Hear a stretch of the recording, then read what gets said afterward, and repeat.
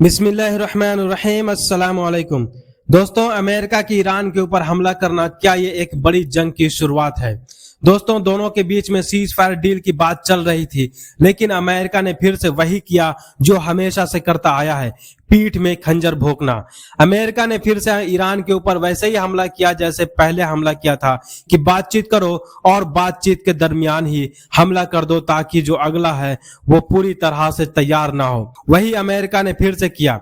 Straight of Hormuz के पास ही Iran का बंदर अब्बास पोर्ट्स है, उसी को इस्तेमाल करके ईरान काफी ज्यादा एक्टिव रहता है स्ट्रेट ऑफ हॉर्मुज में। अमेरिका ने उसी के ऊपर हमला करते हुए कहा है कि हमने ये अपनी सेफ्टी के लिए ईरान के ऊपर हमला किया है।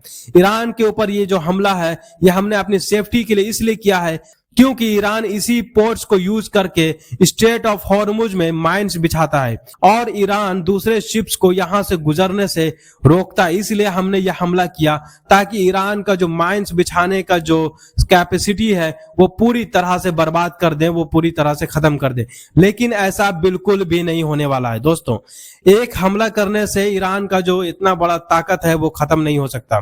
दोस्तों, अमेरिका ने तो हमला कर दिया, लेकिन अब देखना यह है कि ईरान की तरफ से क्या पलटवार होता है। ईरान ने अभी तक इस पर कोई खास रिएक्शन नहीं दिया, बस इतना कंफर्म कर दिया है कि ईरान के ऊपर अमेरिका का हमला हो चुका है। अब देखना यह है कि ईरान क्या जवाब देता है। दोस्तों, अमेरिका शुरू से यही करता आया है और यही कर रहा है।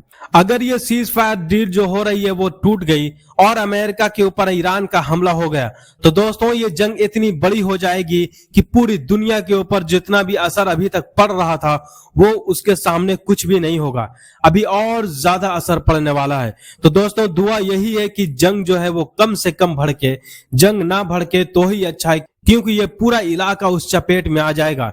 गैस के दाम महंगे हो जाएंगे और ज्यादा, तेल के दाम महंगे हो जाएंगे, महंगाई काफी ज्यादा बढ़ जाएगी, इन्फ्लेशन भी काफी ज्यादा हो जाएगी।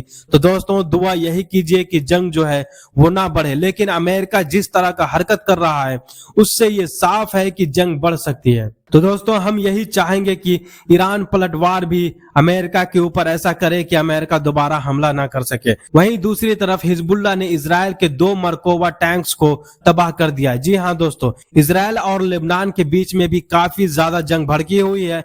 लेबनान के हिजबुल्लाह ने इजराइल के 2 मरकोवा टैंक्स पर हमला कर तबाह कर दिया है, बर्बाद कर दिया है। अब 2 टैंक्स बर्बाद हुए हैं तो जाहिर सी बात है कि वो टैंक्स में इजराइल के सैनिक भी मारे गए होंगे। दोस्तों, तो इजराइल का सैनिक भी मारा गया। डेली इजराइल का 2-4 सैनिक हिजबुल्लाह के हमलों में मारा जा रहा है। तो इस तरह से जंग काफी ज्यादा भड़की हुई है। दोस्तों, वहीं दूसरी तरफ ईरान की तरफ से बताया गया है कि ईरान जो है सीज फायर डील कर रहा है, लेकिन उसमें बिल्कुल भी यूरेनियम और स्ट्रेट ऑफ हॉर्मुज इन दोनों को छोड़कर सीज फायर डील की बातचीत हो रही है। ये सीज फायर में बिल्कुल भी शामिल नहीं है। तो दोस्तों, ये भी बहुत बड़ी खबर है। तो दोस्तों, ईरान की तरफ से अभी तक कोई अपडेट नहीं दिया गया है कि ईरान हमला करेगा या क्या करेगा अमेरिका के ऊपर, लेकिन अमेरिका ने जो हमला किया है उसका खबर अब मैंने आपको पहुंचा दी। अब आगे क्या होता है ये जानने के लिए चैनल को सब्सक्राइब करना बिल्कुल ना भूलें। मिलते हैं फिर नेक्स्ट वीडियो में। रखें अपना ख्याल। बहुत बहुत शुक्रिया।